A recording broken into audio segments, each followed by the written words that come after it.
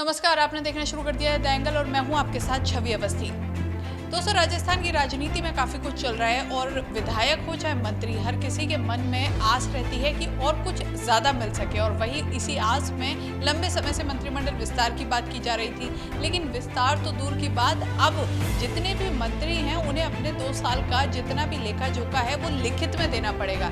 जी हाँ, उन्हें लिखित में देना पड़ेगा। अजय माकन को कांग्रेस के प्रदेश प्रभारी अजय माकन ने सभी मंत्रियों से उनके 2 साल का लेखा जोखा मांगा है और उनसे पूछा है कि जो घोषणा पत्र में वादे किए गए थे वो कितने पूरे हुए हैं और आम जनता को उसका कितना लाभ मिला है, और ये पूरी चीज उन्हें लिखित में देनी होगी।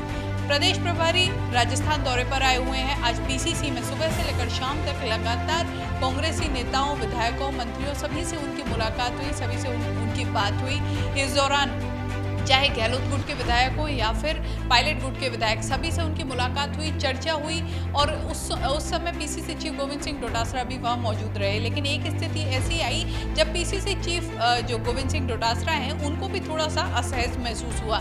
ये समय था जब हेमाराम चौधरी उनसे मिलने आए प्रदेश प्रभारी से, और उस दौरान प्रदेश प्रभारी अजय माकन से कहने पर, क्योंकि उनको हेमाराम चौधरी को उस समय कंफर्टेबल महसूस नहीं हो रहा था, क्योंकि उस समय गोविंद सिंह डोटासरा वहीं थे और उसके अलावा विवेक बंसल भी वहीं पर थे। ऐसे में वो अपनी दिल की बात उनको नहीं बता पा रहे थे और इसके बाद गोविंद सिंह डोटासरा और जो विवेक बंसल है उन्हें बाहर भेज दिया गया और उसके बाद अकेले में अजय माकन ने हेमाराम चौधरी से बात की और उनसे जाना कि क्या स्थिति है, फीडबैक ली। हेमाराम चौधरी पायलट गुट के हैं और लगातार जो गहलोत सरकार है उसके खिलाफ बोलते रहे हैं, और हाल ही में मानेसर से वापसी के बाद भी जब एक तरफ कहा जा रहा है कि सारा मामला खत्म हो चुका है, सुलझ चुका है, वहीं हेमाराम चौधरी ने हाल ही में एक और बयान दिया था जिसमें वो साफ तौर पर गहलोत सरकार के खिलाफ बयान था। वहीं एक और बड़ी खबर की जिक्र करें तो बड़ी खबर ये है कि आज सुबह से लेकर जब शाम तक मुलाकात हुई विधायकों से, तो उस समय एक और पायलट गुट के विधायक ने खासा रोष जताया। ये थे दीपेंद्र सिंह शेखावत। दीपेंद्र सिंह शेखावत ने नाराजगी में ये तक बोल दिया कि मैं यहाँ पर कोई बैंगन या सब्जी बेचने नहीं आया हूँ या फिर चटनी खाने नहीं आया हूँ, मैं यहाँ अपनी बात कहने आया था जो आलाकमान तक पहुँचानी थी।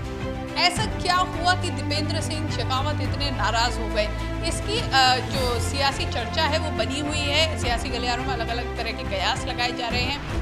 एक सबसे बड़ी चीज़ ये है कि पीसीसी की तरफ से एक ट्विटर, उसके जो खुद का ऑफिशियल ट्विटर हैंडल है, उस पर एक फ़ोटो डाला गया। उस फोटो में सीएम अशोक गहलोत थे, गोविंद सिंह डोटासरा थे, विवेक बंसल थे और उसके अलावा जो अजय माकन है जो प्रदेश प्रभारी हैं वो थे, और ऊपर लिखा हुआ था the new team of Rajasthan Congress.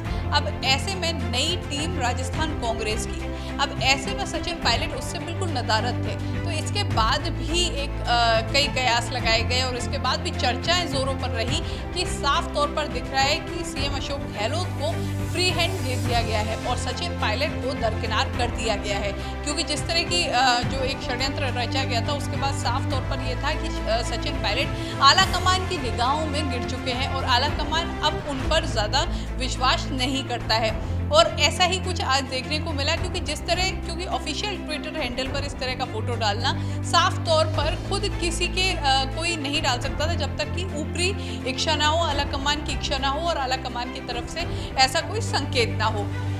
इसी के साथ सचिन पायलट अपनी मौजूदगी दिखाने का कोई मौका नहीं छोड़ रहे हैं। सचिन पायलट हर उस जगह मौजूद रहने की कोशिश करते हैं जहां पर उनके कार्यकर्ता और जो उनके प्रशंसक हैं उनको लग सके कि अभी भी सरकार में पायलट का वर्चस्व है। और यही देखने को मिला जब जो पीसीसी है उसके सामने होर्डिंग लगी। होर्डिंग में सभी जगह सचिन पायलट से अटी रही वो होर्डिंग, और ये उन्हीं प्रशंसकों की तरफ से लगाई गई जो सचिन पायलट के खासे प्रशंसक हैं अजय माकन के स्वागत में, और वहाँ सचिन पायलट की सबसे ज़्यादा होर्डिंग लगी।